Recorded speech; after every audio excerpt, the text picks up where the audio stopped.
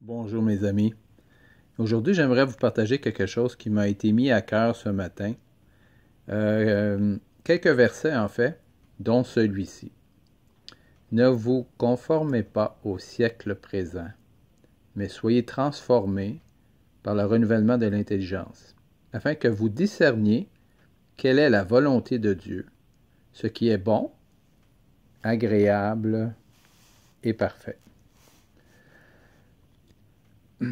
La vie spirituelle chrétienne, c'est pas quelque chose qui est automatique. Je m'explique.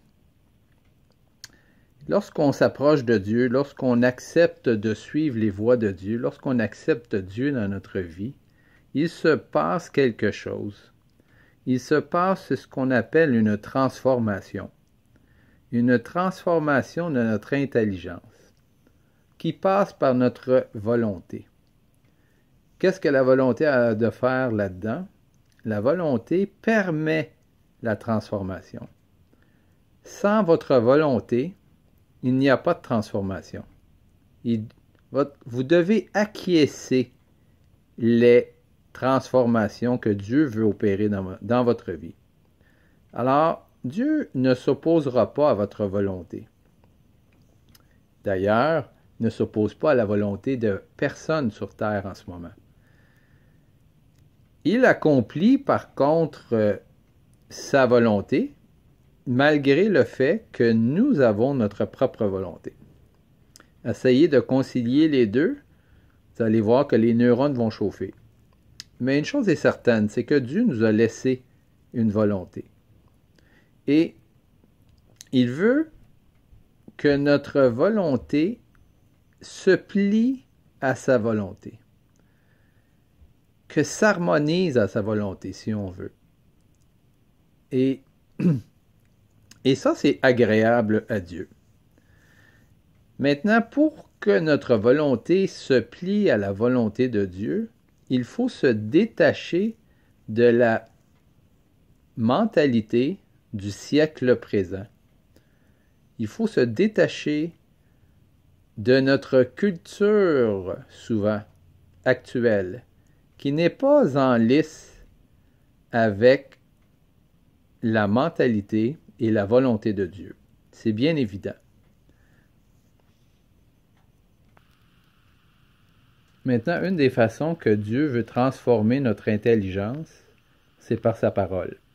C'est par les Écritures. Et c'est pourquoi il est important de lire les Écritures, pour connaître quelle est la volonté de Dieu. Mais de lire les Écritures en tant que telles ne nous apporte rien si on n'a pas l'intention de se laisser transformer, que ça influence pas nos mentalités, nos comportements et nos agissements.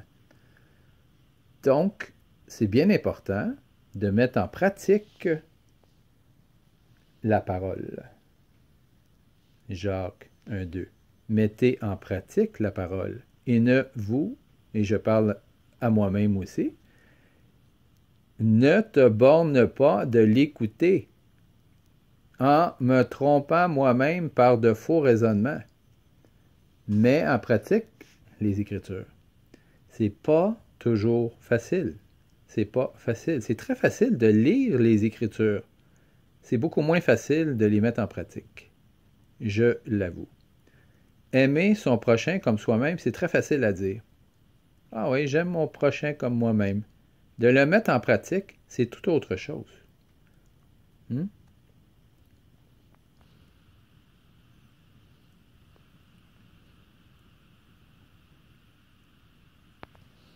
Excusez-moi. Je vais vous montrer l'épaisseur d'une Bible. Pourquoi avoir une Bible aussi épaisse?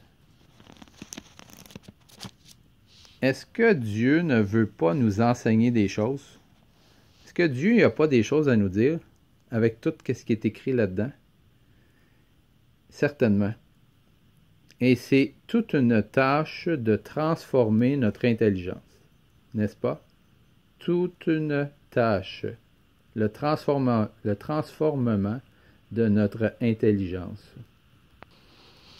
La transformation, je veux dire. Excusez. Donc, ici, je vais vous montrer un texte qui est très difficile pour certains et qui va se buter à quelques-uns, j'en suis certain. Mais je m'excuse d'avance pour ceux qui seront offensés par ce texte, mais il est tiré de 1 Timothée 2. Et voici le texte. Je ne permets pas à la femme d'enseigner à l'homme. Vous allez voir que ça s'adresse à la femme vis-à-vis l'homme, ni de prendre autorité sur l'homme, mais elle doit demeurer dans le silence par rapport à l'enseignement.